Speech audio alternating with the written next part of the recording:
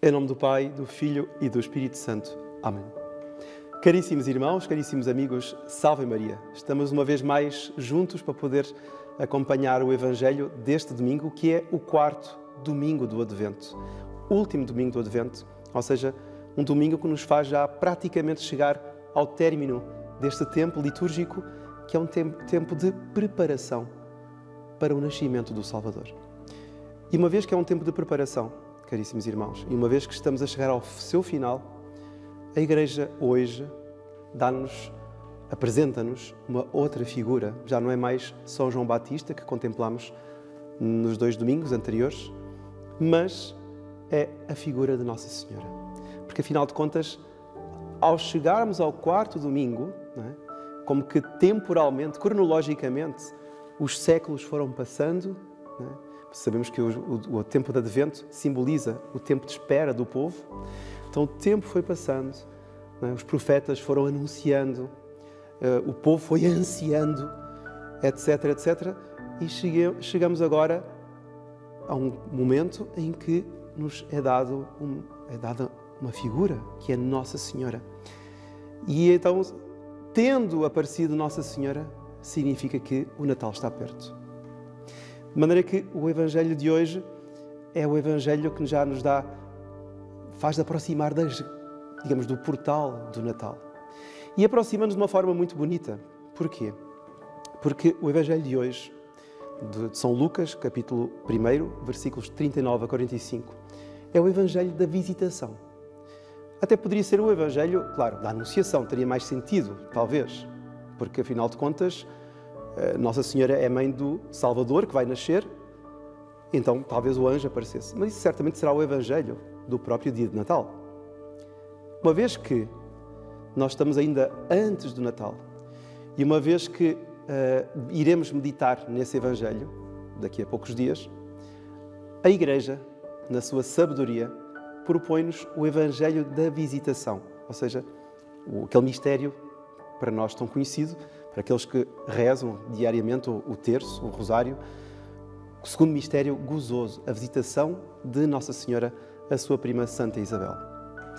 E neste Evangelho, muito bonito, dão-se aqui vários factos que serão alvo da nossa meditação, não é? Mas antes de lá chegarmos, eu queria também fazer um pequeno apanhado acerca da primeira leitura, particularmente. Porque, afinal de contas, quem irá nascer no dia 25?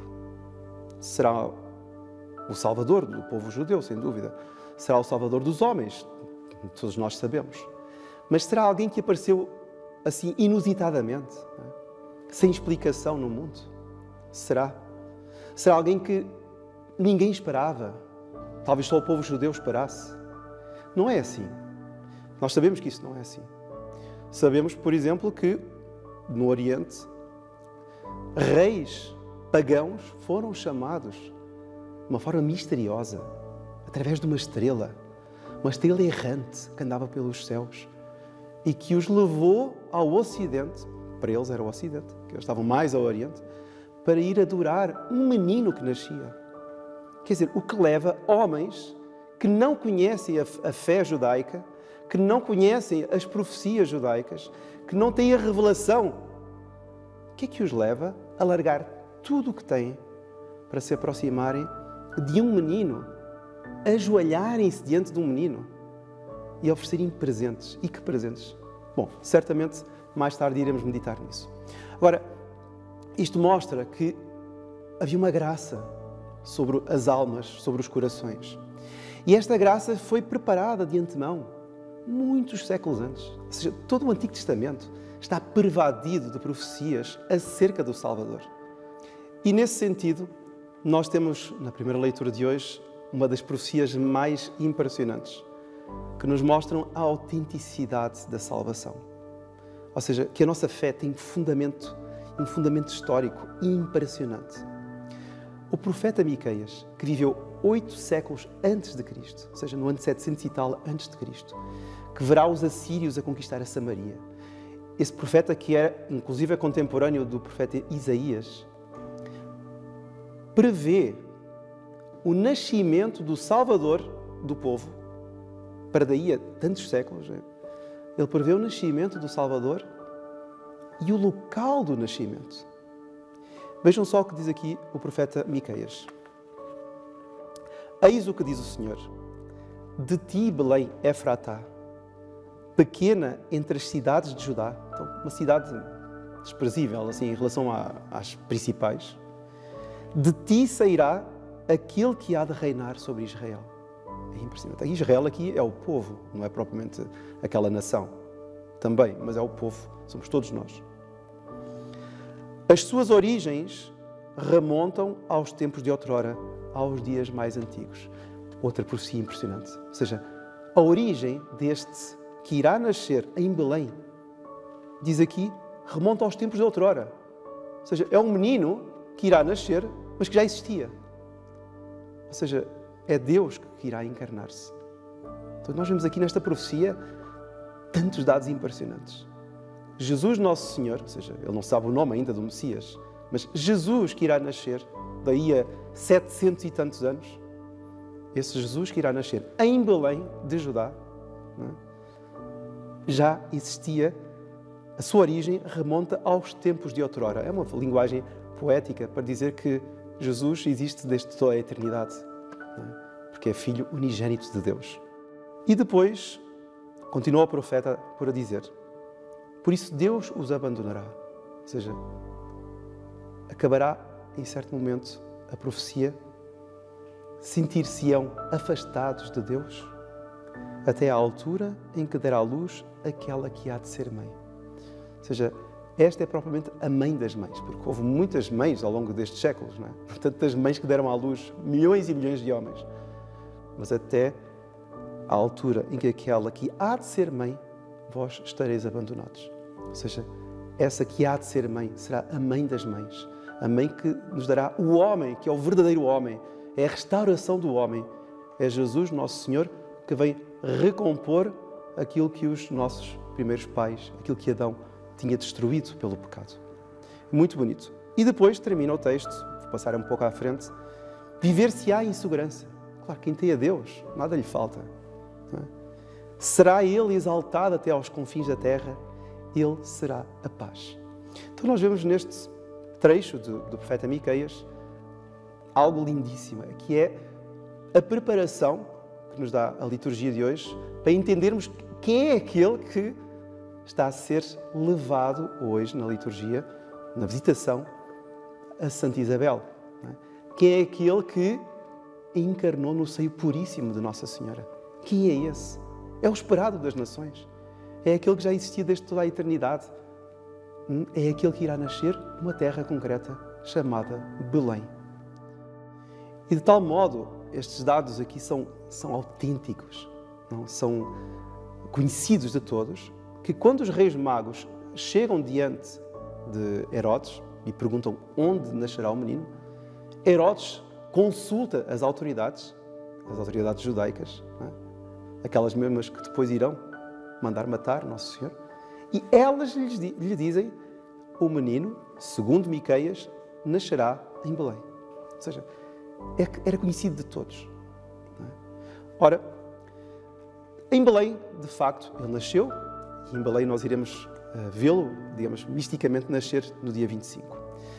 Mas então, depois da anunciação do anjo, o Evangelho narra-nos, de uma forma até muito singela, não é? São Lucas, e é propriamente o Evangelho de hoje, versículos 39 a 45, ou seja, o Evangelho da visitação, não é? Logo após o anúncio do arcanjo Gabriel.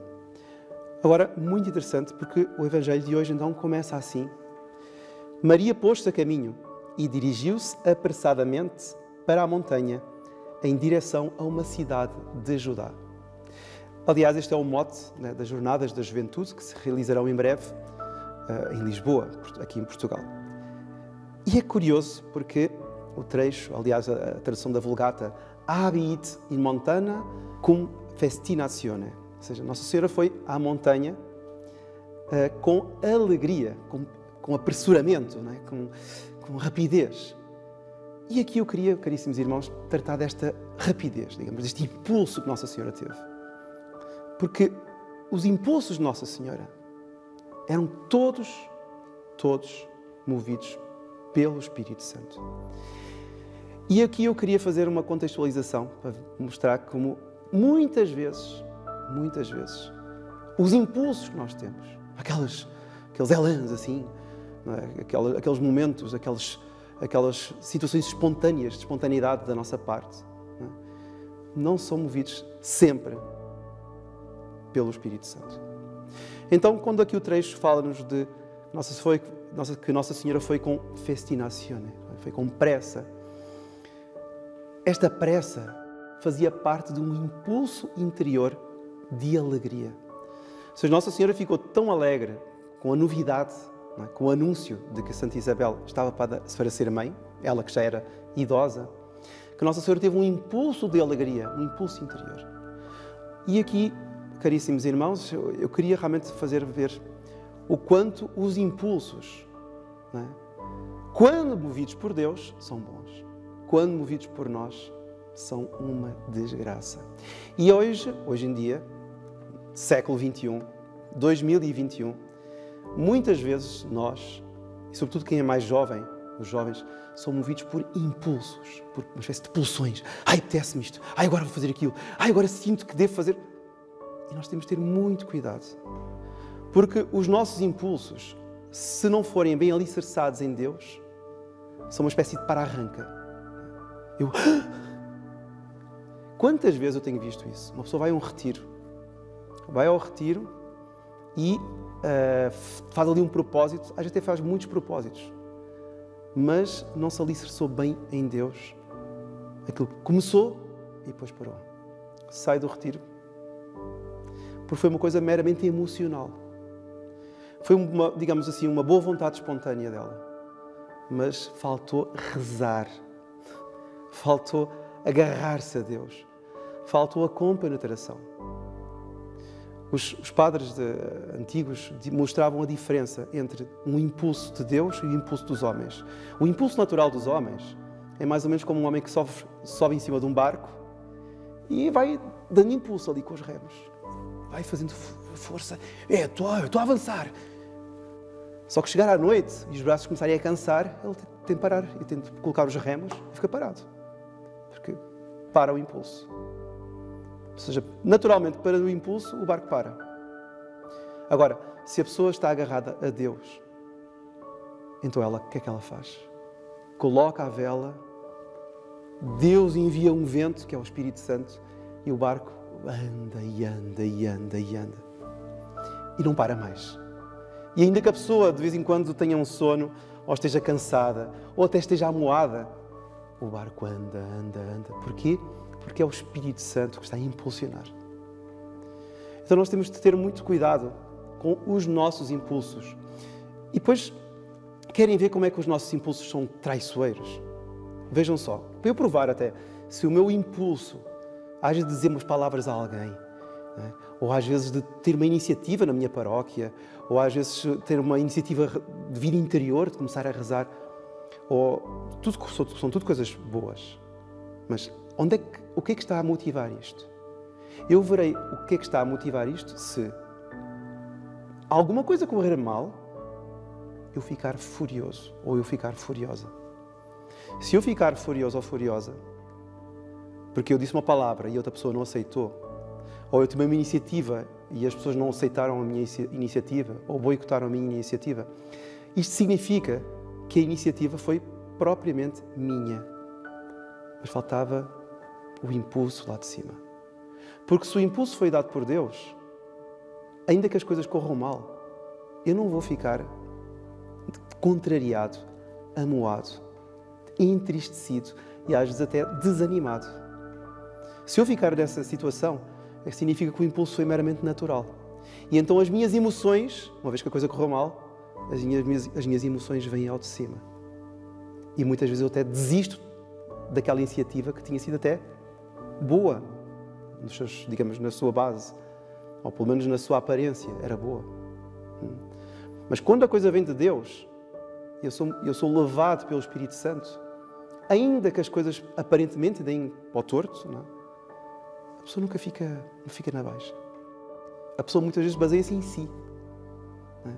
porque eu sei fazer isto, ou porque eu sou capaz de fazer aquilo, ou porque eu tive tal iniciativa, ou porque eu pensei em tal coisa, ou porque eu disse tal palavra. Pode ser que a graça muitas vezes não esteja aí. Porque eu não usei da graça. Não usei nem abusei. Eu simplesmente desprezei a graça. Então é um impulso natural e às vezes não dá certo. Ora, em Nossa Senhora deu certo. Em Nossa Senhora deu certo. Vejam que Nossa Senhora vai ter com sua prima Santa Isabel, e quando Santa Isabel ouve a saudação de Maria, o menino exultou-lhe no seio. Uma coisa super bonita. Como é que um menino que não tinha nascido, ou seja, ainda não é menino, como é que exulta no seio? Santo Agostinho vai dizer uma coisa muito bonita. Vai dizer que este milagre do menino, da exultação do menino, ao perceber misticamente a presença de Nossa Senhora, pode ser catalogado como um dos maiores milagres da história. Porque ele diz assim, o menino, por natureza, não tem capacidade de saber o que as coisas são e o que não são. Não é? Ele não sabe distinguir a mão direita da esquerda, como diziam os antigos.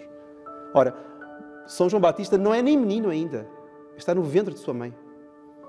Então, o que lhe aconteceu foi, o que o fez mover foi uma inspiração da graça, dado que da natureza nada poderia sair, porque eu não tinha noção de absolutamente nada.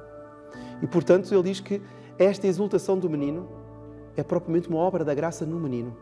E o nosso Fundador dizia uma coisa muito bonita, que Nossa Senhora quis aproximar-se do menino, bom, por um lado, para fazer bem à sua prima, Santa Isabel, que certamente precisaria da sua ajuda, mas, por outro lado, porque depois da narração do anjo Gabriel, que certamente lhe explicou quem era aquele menino, que aquele menino seria o precursor, de que aquele menino seria aquela figura profetizada por Malaquias, que prepararia os caminhos do Senhor, ela então quis, no seu amor a Deus, santificar a partir desse menino com a sua presença.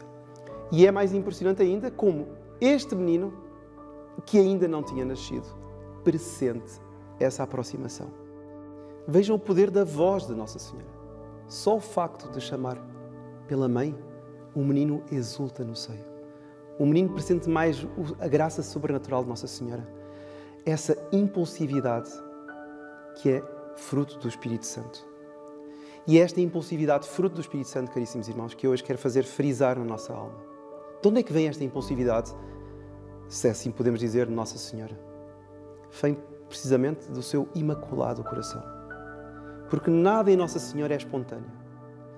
Tudo é preparado, tudo é meditado, tudo é previsto.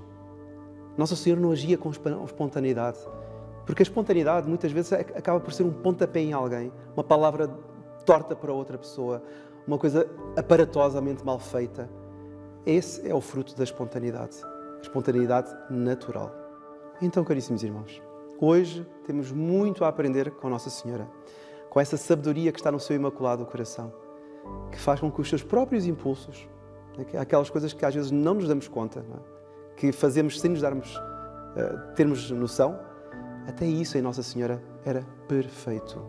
Vamos pedir a ela que nos ajude também a saber segurar o nosso coração nesses impulsos e deixar que o coração seja livre para que o Espírito Santo inspire os verdadeiros impulsos, que são aqueles que nos levam até Deus e a fazer bem ao nosso próximo. E é isso que nós desejamos e também para todos um Santo Natal. E a bênção de Deus Todo-Poderoso, Pai, Filho e Espírito Santo, desde sobre vós e permaneça para sempre. Amém. Louvado seja Nosso Senhor Jesus Cristo.